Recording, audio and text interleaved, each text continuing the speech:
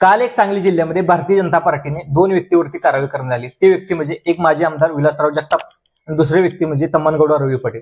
तर या दोन्ही व्यक्तीवरती कारवाई का करण्यात आली, तर या कारवाईने जयंतराव पाटील यांचं सांगली जिल्ह्यामधील राजकारणाची जी ताकद आहे ती कमी होत आहे का, याची संपूर्ण माहिती या व्हिडिओमध्ये पाहणार आहोत। नमस्कार, मी संभाजी अर्जुन तुरा या व्हिडिओमध्ये तुमचं सहर्ष स्वागत आहे। तर पहिले थोडक्यात जे माजी आमदार विलासराव जगताप आहेत, जगताप यांच्याविषयी थोडक्यात माहिती घेऊया। यांचा राजकीय प्रवास कसा होता, त्यांची राजकीय प्रवास कोणत्या पक्षातून सुरू झाली याची थोडक्यात माहिती घ्या। तर पहिले व्यक्ती म्हणजे विलासराव जगताप हे जत तालुक्यातून येतात। तर यांची राजकीय प्रवास ही राष्ट्रवादी काँग्रेस पार्टीतून झाली।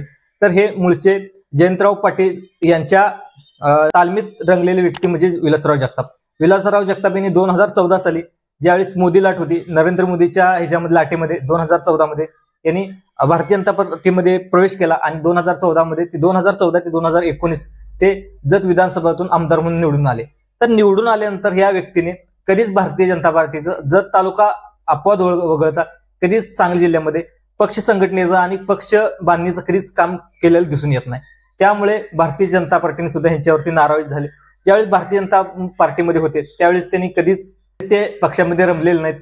तर त्यावेळेस ज्यावेळेस पाठीमागे ज्यावेळेस लोकसभा निवडणुका झाल्या आपल्या पाठीवर ह्याच्या 2019च्या, त्यावेळेस ज्यावेळेस खासदार संजय काका पाटील होते त्यावेळेस त्यांच्या विरोधात भूमिका घेऊन जे अपक्ष उमेदवार विशालदादा पाटील त्यांना समोरपणे त्यांनी त्याला मदत केली आणि त्या विशाल पाटील यांना निवडून सुद्धा आणण्याचं काम विलासराव जगताप यांनी केलं। त्यामुळे जो भारतीय जनता पार्टीचा सांगली जिल्ह्याचा खासदार उमेदवार होता तो त्यांचा पराभव त्याच्या सांगली जिल्ह्यामध्ये करण्यात जे मुख्य जबाबदार व्यक्ती म्हणजे ते विलासराव जगताप।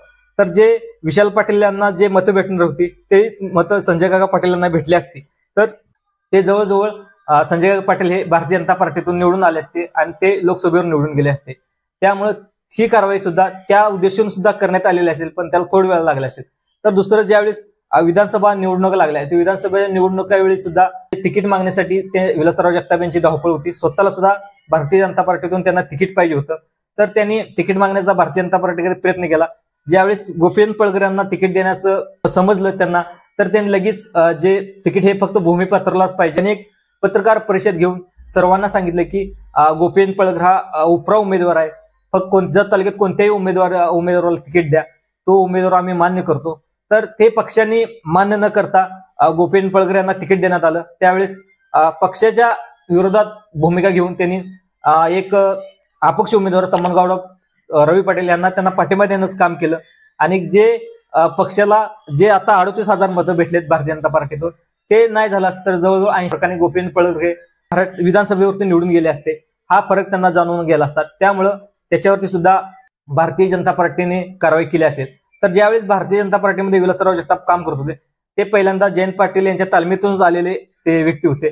तर ज्यावेळेस काल जो बसवराज पाटील यांच्या पुतळ्याचा अनावरण सोहळा पार पडला त्या सोहळ्यामध्ये राष्ट्रवादी काँग्रेस पार्टीचे अध्यक्ष शरद पवार हे सुद्धा उपस्थित होते आणि त्याच्या उपस्थितीमध्ये विलासराव जगताप यांनी स्वतः एक खंत व्यक्त केली। ती खंत म्हणजे आपल्या सांगली जिल्ह्याची राजकीय घडी विस्कटलेली आहे, त्यावेळेस राजकीय घडी बसवण्याचं काम जयंतराव पाटील यांनी करावं। पाठिंबाचा कोणतेही विचार, कोणतेही झालेल्या गोष्टी, सगळ्या गोष्टी विसरून पुन्हा एकदा राजकीय घडी बसवण्याचं काम जयंतराव पाटील यांनी करावं अशी खंत सुद्धा विलासराव जगताप यांनी त्यावेळेस सभेला संबोधित करताना त्यावेळेस त्यांनी मत मांडली। तर ते मूळचे राष्ट्रवादीची व्यक्ती पण फक्त भारतीय जनता पार्टीमध्ये फक्त आमदार होण्यासाठी आले होते। तर आतापर्यंत त्यांनी काम संपूर्ण राष्ट्रवादी काँग्रेस पार्टी आणि काँग्रेस पक्षाचंच त्यांनी केलेलं आहे। तर हे झाले विलासराव जगताप। तर दुसरे व्यक्ती कारवाई करण्यात आलेले व्यक्ती म्हणजे तम्मनगौडा रवी पटेल हे सुद्धा त्यांनी एक जत तालुक्यामध्ये भारतीय जनता पार्टीचं ऑफिस सुद्धा खोललं आणि पहिलं जनसंपर्क कार्यालय तम्मनगौडा रवी पटेल यांनी जत तालुक्यातून खोललं आणि त्यामुळे सुद्धा त्यांना सुद्धा एक तिकिटाची अपेक्षा होती।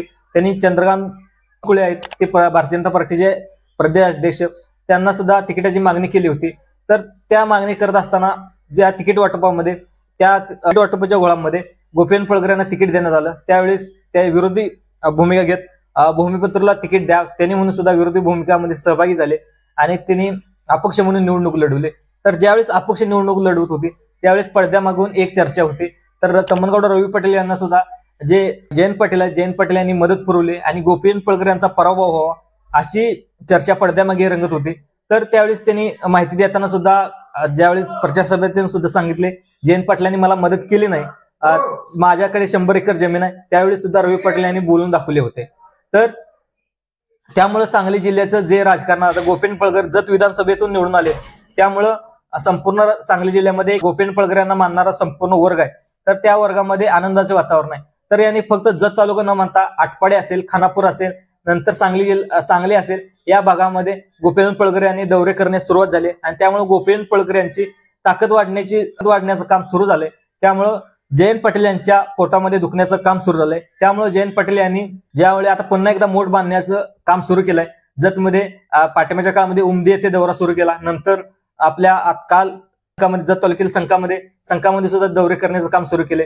तर आता पाठीमागे सांगली जिल्ह्यामध्ये ते कधीच लक्ष घालत नव्हते, पण आता सांगली जिल्ह्यामध्ये एक खमकी नेतृत्व भेटल्यामुळे गोपीन पळगर सारख्यांचं, त्यामुळं फक्त सांगली जिल्ह्यामध्ये गुंतून राहण्याचं काम जयंत पाटील यांना करावं लागत आहे. त्यामुळं विलासराव जगताप आणि तम्मनगौड रवी पटेल यांच्या पक्ष संघटनेकडून कारवाई करण्यात आली. त्यामुळे सुद्धा जयंत पाटलाचं सुद्धा पंख छाटले झालेत. मित्रांनो, ही माहिती कशी वाटली? ही माहिती आवडल्यास जास्तीत जास्त लाईक करा, सबस्क्राईब करा. धन्यवाद.